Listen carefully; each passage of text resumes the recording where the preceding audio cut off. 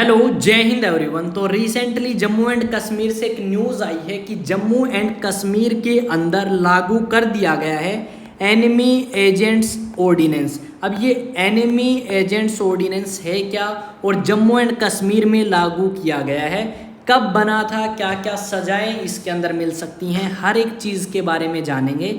और ये भी जानेंगे कि ये जो अधिनियम है ये लागू क्यों किया गया है जम्मू एंड कश्मीर में। अगर हम इस कानून की बात करें तो अनलॉफुल एक्टिविटीज़ एक्ट जो है उससे भी ज़्यादा खतरनाक है ये जो कानून आपका जम्मू एंड कश्मीर में रिसेंटली लागू किया है।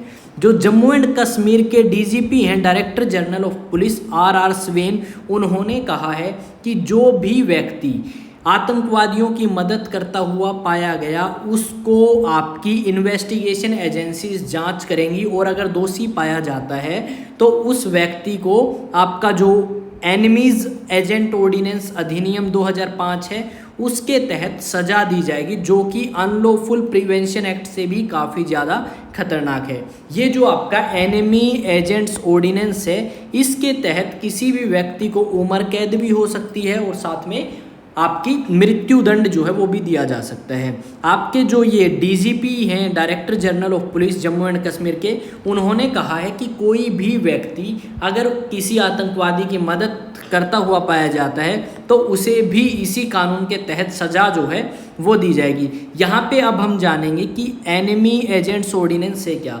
इस ऑर्डिनेंस की अगर बात करूं तो ये सबसे पहली बार आपका इशू किया गया था 1917 में, जब डोगरा महाराजा जम्मू एंड कश्मीर में रूल कर रहे थे। और इनके शासनकाल में जो डोगरा महाराजा हैं जम्मू एंड कश्मीर के, इनके शासनकाल में जितने भी कानून पास हुए उन्हें ऑर्डिनेंस ही कहा गया और इसी करके एनिमीज एजेंट्स ऑर्डिनेंस को भी ऑर्डिनेंस नाम से बुलाया गया है। यहाँ पे अगर बात करें तो इसके तहत ये कहा गया है कि अगर कोई भी व्यक्ति किसी भी दुश्मन की मदद करता हुआ पाया जाता है या इनडायरेक्ट तरीके से उसको मदद पहुँचाने का काम करता है, किसी प्रकार की सहायता प्रोवाइड करता है या फिर एनिमीज़ को बचाने में बाधा डालता है, एनिमीज़ को बचाने में मदद करता है, तो उस व्यक्ति को लाइफ इम्प्रिजनमेंट हो सकती है, कठोर सज़ा हो सकती है या उसको मृत्यु दंड भी दिया जा सकता है। यहाँ पे ये बातें कही गई हैं और यहाँ पे इन्होंने ये भी कहा है कि फ़ाइन भी लगाया जा सकता है। ठीक है, अगर बात करें 1947 की तो 1947 में जब पार्टीशन हुआ, इंडिया और पाकिस्तान बने, तो आपका जम्मू एंड कश्मीर को एक स्पेशल स्टेटस दिया गया था और वो स्पेशल स्टेटस था आर्टिकल 370 के तहत। अब भारत सरकार ने आर्टिकल 370 को तो हटा दिया, पर वहाँ के कुछ कानून थे जो आज भी लागू हैं और कुछ कानून ऐसे थे जो पहले तो जम्मू एंड कश्मीर के अलग से थे, पर आज के टाइम जो भारत के कॉन्स्टिट्यूशन में कानून लिखे गए हैं वही आपके जम्मू एंड कश्मीर के अंदर भी लागू होते हैं।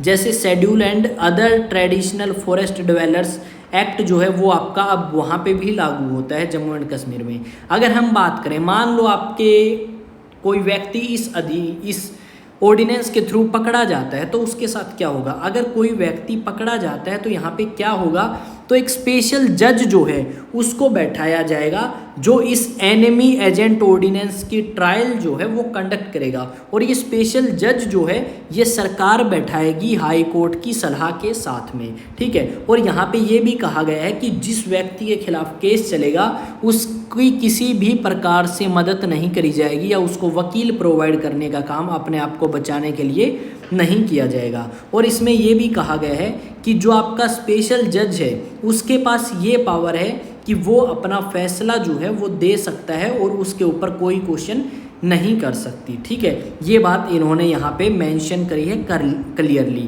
ठीक है, इसके अलावा अगर हम बात करें तो यहाँ पे ये भी कहा गया है कि जो जज ने फैसला लिया है वो फैसला जज ही रिवाइव कर सकता है या फिर एक ऐसा व्यक्ति देख सकता है उस फैसले को कि ये जो फैसला जज के द्वारा लिया गया है वो सही है या गलत है।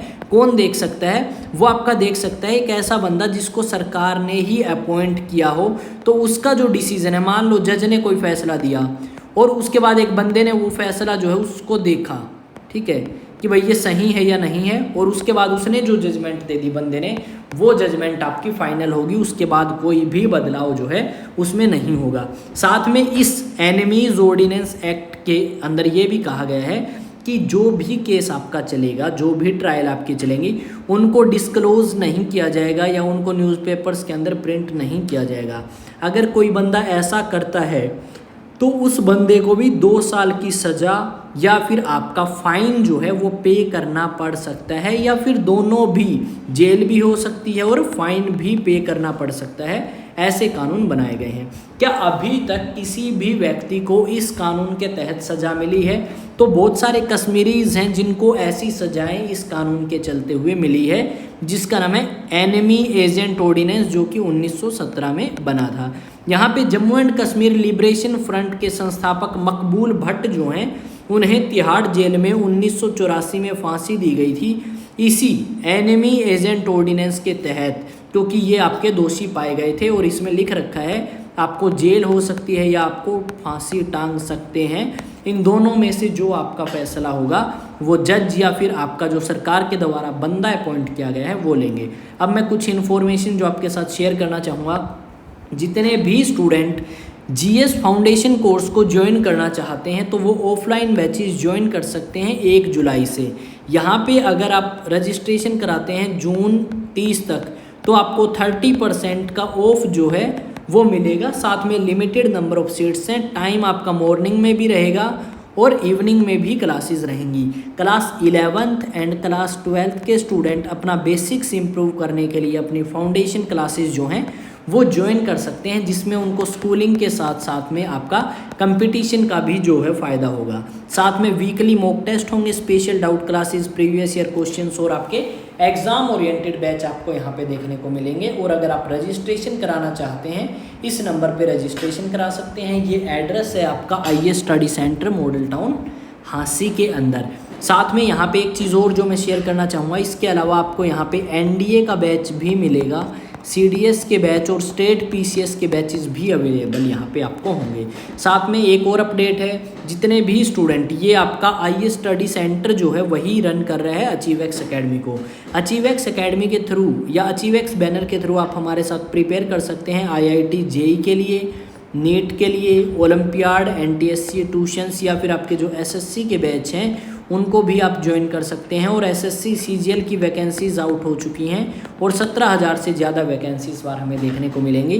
तो इसका भी बैच 1 जुलाई से स्टार्ट होने वाला है। एनरोल करें इस नंबर के ऊपर। तो मिलेंगे नेक्स्ट वीडियो में। जो भी आपके डाउट्स हैं वो आप मुझे कमेंट सेक्शन में पूछ सकते हैं। वीडियो कैसी लगी वो आप मुझे कमेंट सेक्शन में बताएंगे और कमेंट जरूर करें, साथ में वीडियो को लाइक करें। जय हिंद, जय भारत।